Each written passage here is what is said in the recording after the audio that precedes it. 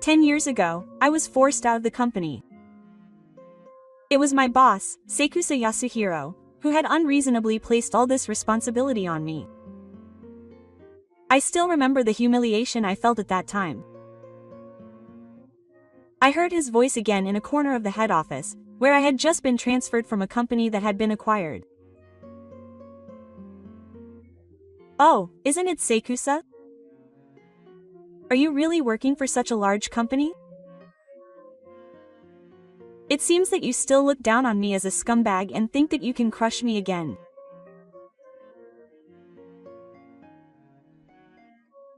I'll use you again from now on. Nice to meet you, subordinate." But Seikusa doesn't realize that I'm the president of this company.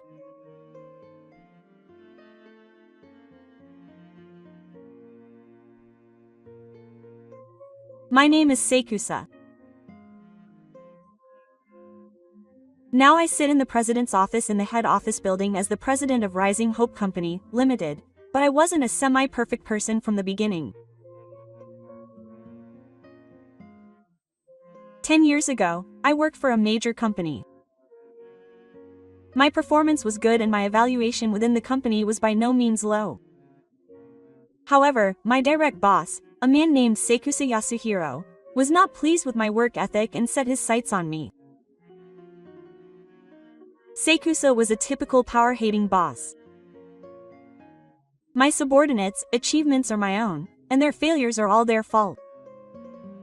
I was repeatedly subjected to unreasonable lectures, and gradually my place in the company was taken away.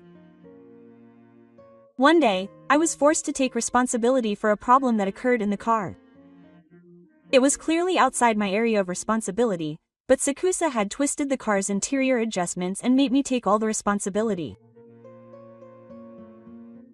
This guy did it. He's a disgrace to our department. With those words, my credibility and future were taken away. I had no choice but to submit my resignation. Naturally, I was treated as a troublemaker in the industry, and my final job was not decided. My savings were depleted, and my life became miserable. But one day, I broke free. If no one would hire me, I might as well start my own company. That's how my current company, Rising Hope, began. At first, it was a small office like a garage with only a few colleagues, but I had a clear intention. I would not let it become a company that exploited its people. With that philosophy as its core, I expanded my business to include healthcare, manufacturing, infrastructure, and even consulting. The number of employees grew from a few to several hundred. Sales have grown year after year, and now it's become one of the leading conglomerates in the country. I get a lot of requests for media interviews and press conferences, but I've left all of that to my executives and secretaries. I'd rather be in the background connecting the field and management than be in the spotlight. That's why even in the car, there aren't many employees who know my face or name correctly. It's also true that many people don't recognize the title of CEO. And then, as fate would have it, I recently acquired the company I was kicked out of 10 years ago.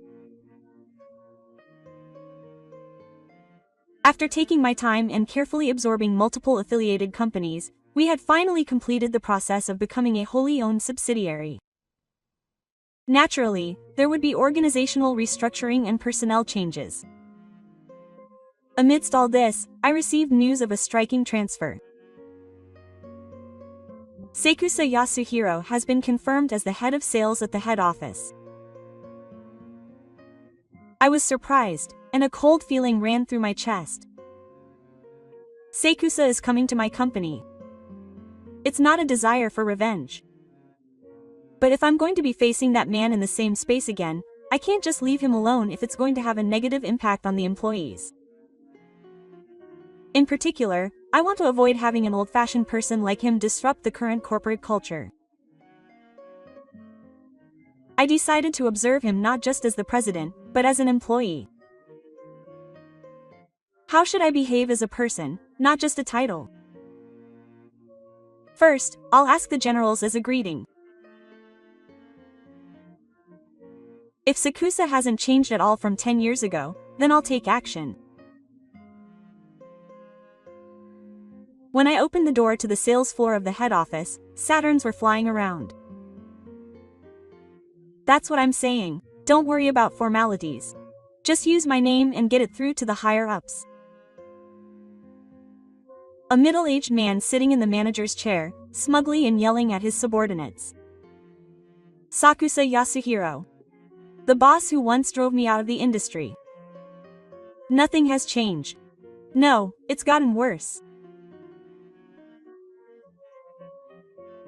Sakusa's eyes widen as he looks at me. Hey, are you here recently? Why are you here? He slowly stands up and approaches me with a sullen expression. He lightly nods his shoulders and speaks to me. Huh. I didn't think it was anything special, but I guess I'm pretty lucky. I never thought I'd be picked up by such a big company. Are hiring practices more relaxed these days? By the way, I'm surprised I was able to get a job in the same industry. But you're wearing a suit, so you must be in sales. That means you're my subordinate, huh? He nods as if he's convinced, and then starts laughing on his own. Well, on the other hand, it's convenient. I'll be using you again. Lately, you've been acting like a machine that only does what you're told, like you used to. I didn't dislike that side of you. It brings back memories, it reminds me of that mistake back then. I don't even know who made it. You took all the blame. It really helped me. You didn't say anything. Subordinates who silently take responsibility are the best. Those words bring back memories of that day. But I'm not swayed by my emotions right now. Hey, you guys. This guy used to be my subordinate, and he was really easy to use. I say that to my subordinates and address them. He never talks back, and you can blame any mistakes on him. Honestly, he was like that. You've been like that lately, haven't you? Don't hold back either. Give him all the menial tasks and the annoying ones. I won't complain. After all, it's already been done. The surrounding employees looked at me and Sakusa alternately, as if they were confused. Half of them were amazed, and the other half were referring to the atmosphere that was not funny. Even so, Sakusa continued to laugh triumphantly. Hey, Sake, please do your best again like you used to. It would be great if you could crash for me again. Cover me like you did when you were there. I had reached my limit. It's not about my title or anything like that. If I keep quiet now, his lie will become the truth for everyone here. He's taking advantage of the fact that almost no employees know me and is trying to be more assertive. If I leave it like this, the wrong power relationship will become established in the car. This isn't about personal stubbornness. It's a problem with the in-car map. I have to correct it. I took a quiet breath. Sakusa-san, there seems to be a slight misunderstanding, but I'm not in sales or under your command. What the heck? Are you in that department or in the management department? Or maybe a temporary worker? Aren't you dreaming too much? I slowly reached into my breast pocket and took out a business card. President. I handed him the name without saying a word. Sakusa, who took the small hair, looked puzzled for a moment before letting out a foolish laugh. President, what are you joking about?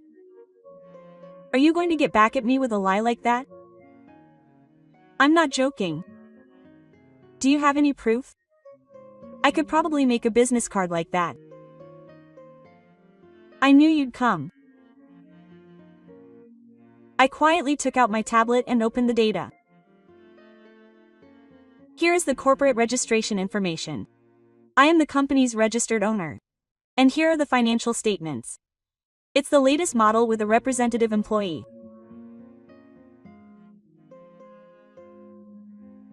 By the way, here is a copy of the acquisition agreement. It's proof that our company has officially absorbed the old favor, the company you worked for. Every time I turned the page, the blood drained from Sakusa's face. Also, the company was founded about 10 years ago, 3 months after you forced me to resign. Why, that's right. It doesn't make sense. That's just a coincidence. It's not a coincidence. It was inevitable. I said that and closed the tablet. Sakusa muttered quietly while staring at the business card in her hand. You're the president? No way. That can't be true. Believe it or not, that's up to you. But the facts remain the same. I bowed slightly. It was just a formality. It's not like I'm paying Sakusa any favors. I don't want to interfere with his work, so please excuse me. I turned my back and started walking. But as expected, what I heard from behind me was Sakusa's evil form. What do you mean, President? I guess I just got lucky. Sakusa's voice was low, but it was definitely filled with anger. Don't act so arrogant. You used to bow your head so much. Don't act so high and mighty. She was still saying something, but I didn't turn around and continued calmly. Just watch. I'll drag you out of that chair. I didn't reply. Acting on emotion is not what I do now. When I returned to the president's office, the scenery outside the window seemed strangely distant. I sat down quietly and folded my arms across my chest. I couldn't imagine that man staying silent like this.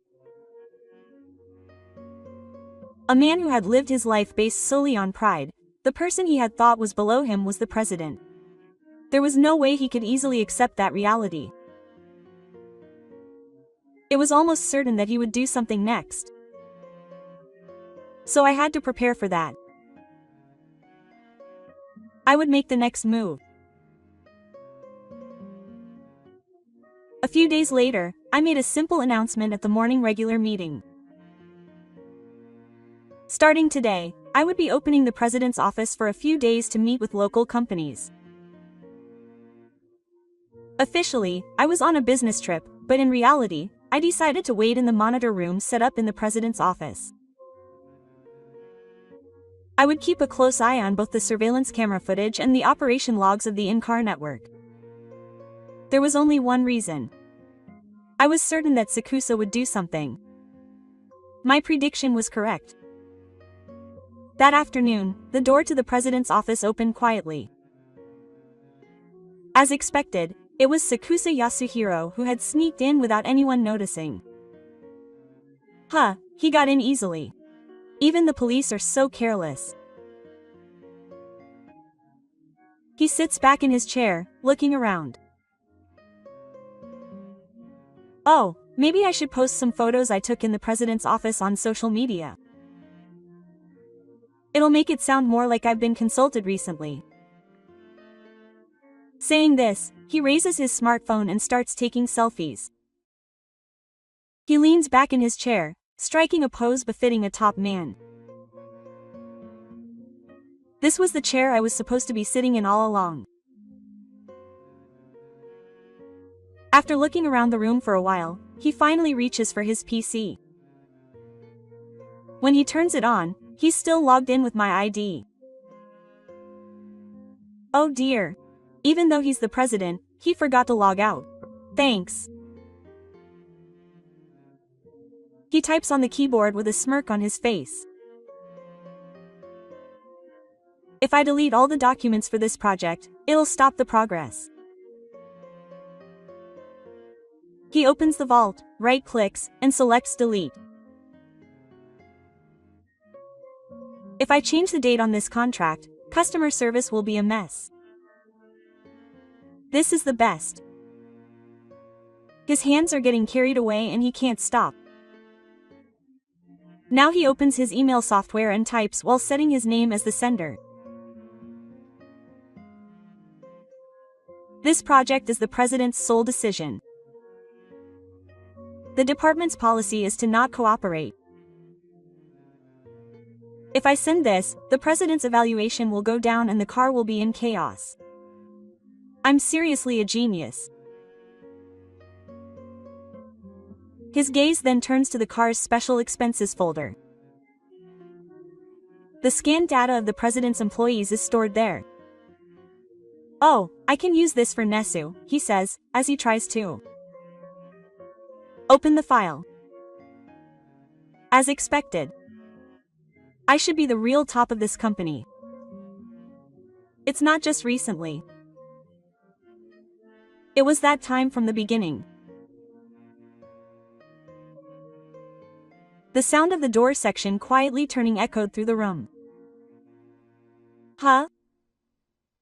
The expression on Sasuga's face disappeared in an instant as he turned around, and he soon froze, his mouth closed, unable to move. Of course, it was me who appeared from the other side of the door. When I opened the door and entered the president's office, Sasuga was frozen as if he had seen a ghost. TU.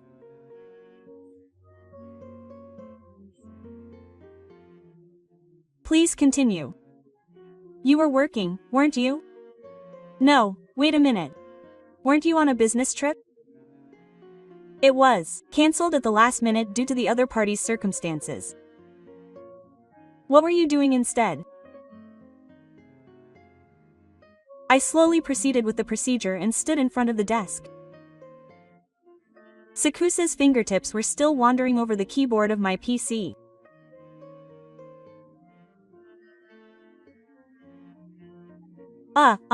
I wanted to contribute to keeping the president's office clean, but his tone of voice quickly faded.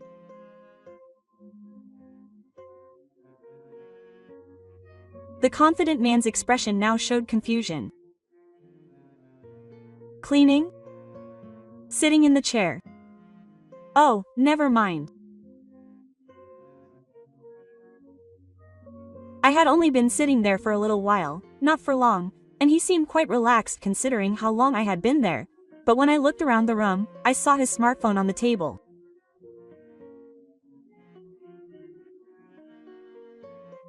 The screen was still in camera mode, and there were traces of a selfie. Let's check. The surveillance camera. When I pointed to it by the window with my chin, Sakusa's shoulder twitched. He finally seemed to notice the small black lens on the other end. Seriously? The words he muttered in a low voice were like those of a completely different person from the triumphant tone he had been in earlier. The atmosphere changed in an instant. Sakusa tried to stand up, but the leg of his chair hit the edge of the desk, causing him to lose his balance and make a loud clang. His smartphone falls to the floor.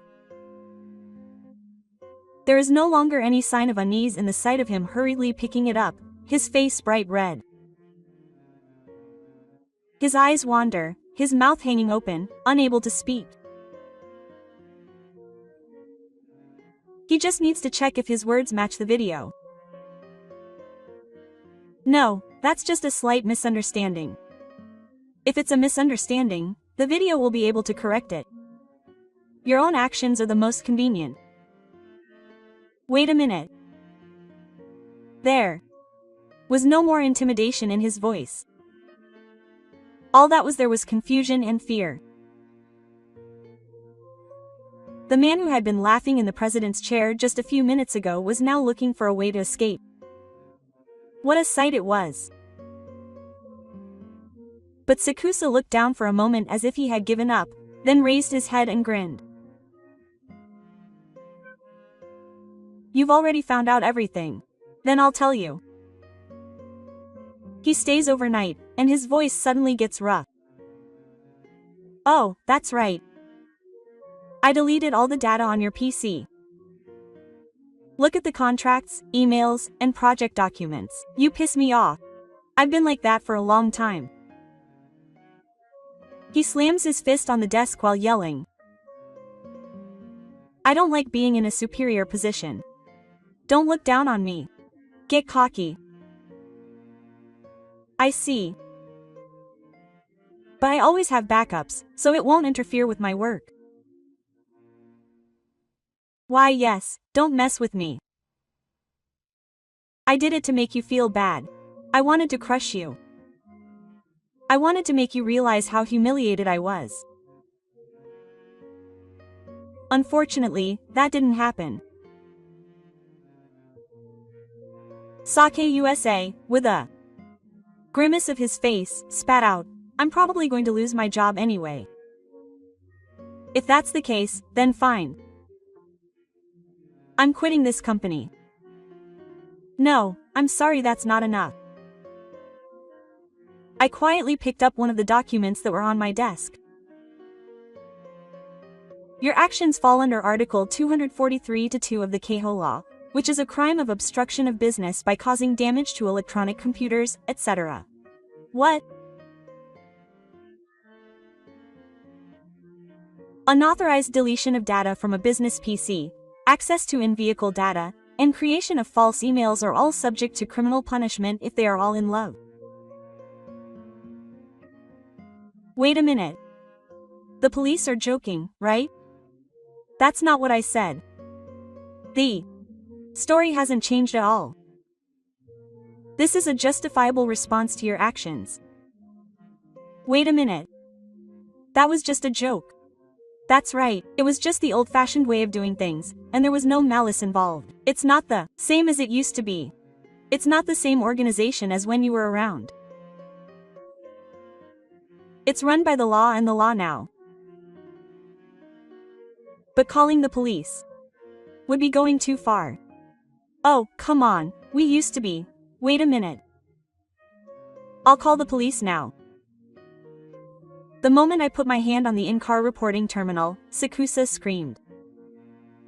It was just a joke. His voice was the cry of a pitiful man who had thrown away all his dignity and position and was about to collapse. And Sakusa Yasuhiro was fired from the union that same day. Tampering with and deleting data on the in-car PC, unauthorized access to secret data.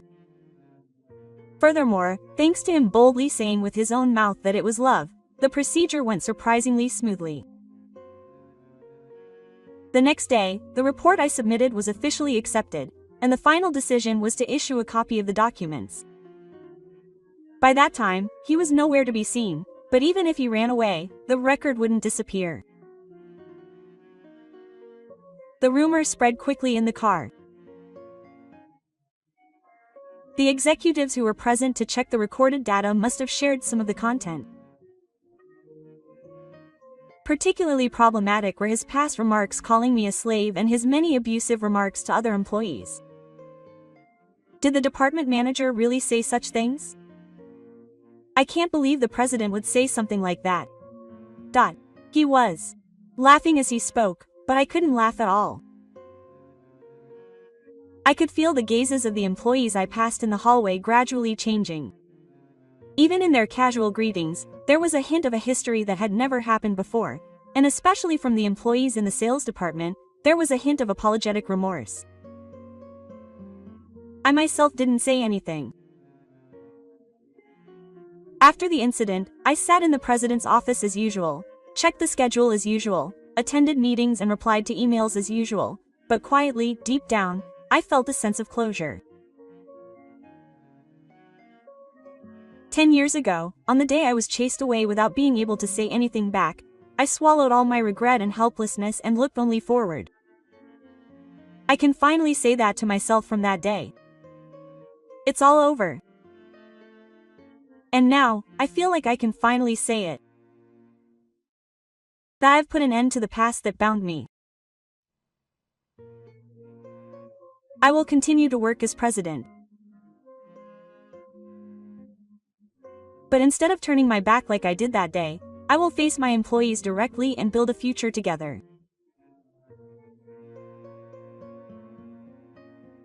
Thank you for watching until the end. If you enjoyed it, please subscribe to the channel. See you in the next video.